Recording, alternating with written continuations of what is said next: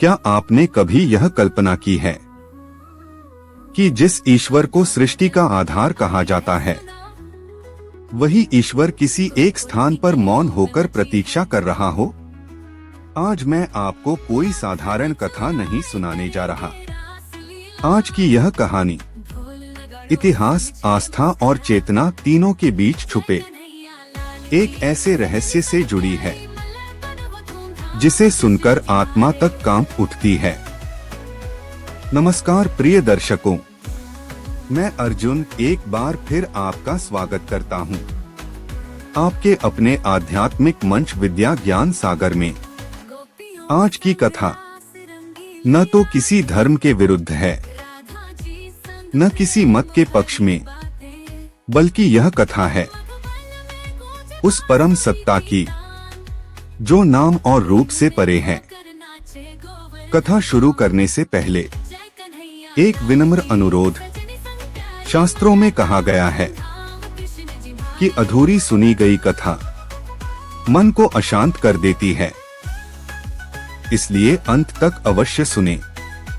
और यदि आप अपनी माता से सच्चा प्रेम करते हैं तो इस कथा को अपना आशीर्वाद अवश्य दें।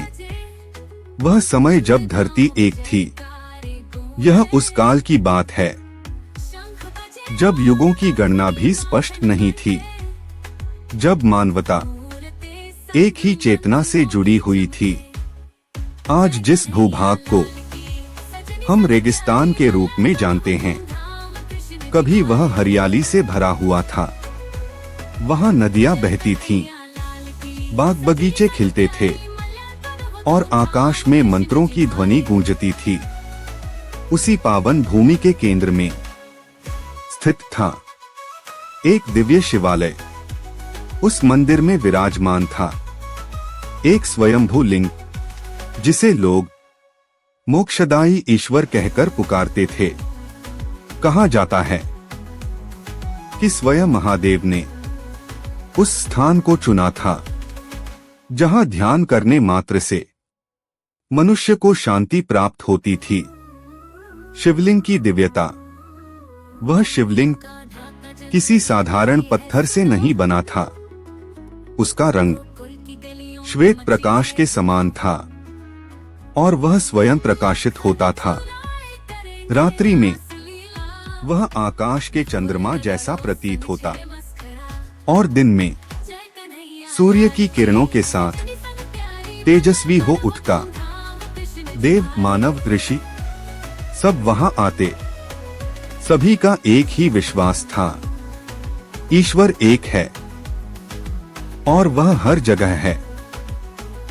समय का परिवर्तन, लेकिन समय किसी की प्रतीक्षा नहीं करता।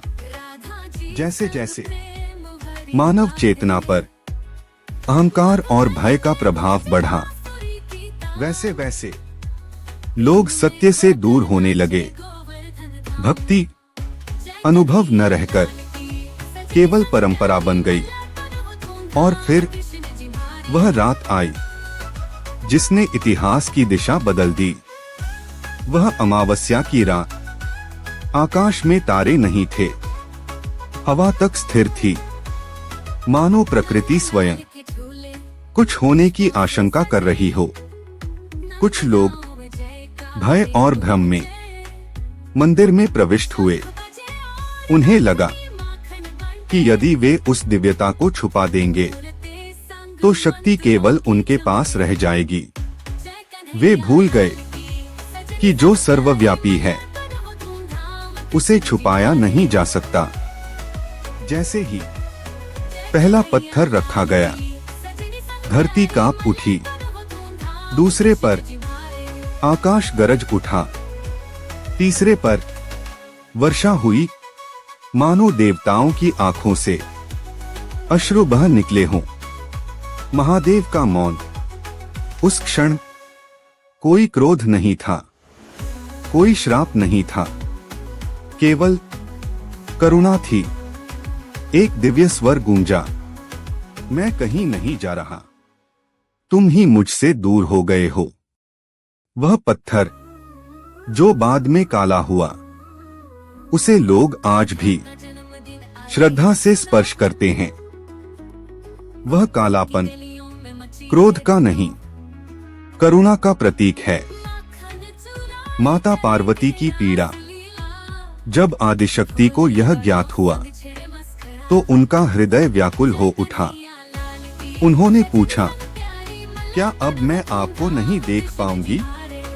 महादेव मुस्कुराए, जो मुझे हृदय में बसाता है उसे मैं हर रूप में दर्शन देता हूँ। तभी से वे गुप्त रूप में वहीं विराजमान हैं। आज का समय बीता, नाम बदले, भाषाएं बदली, पर संकेत आज भी जीवित हैं। परिक्रमा आज भी होती है, श्रद्धा आज भी वही शांति देती है, क्योंकि ईश्वर स्थान में नहीं, भाव में बसता है। अंतिम संदेश, यह कथा विवाद के लिए नहीं है, यह कथा एकता के लिए है। महादेव आज भी यही कहते हैं, मुझसे प्रेम करो, लेकिन उससे पहले एक दूसरे से प्रेम करो, क्योंकि जब मानव एक होगा तभी ईश्वर प्रकट होगा।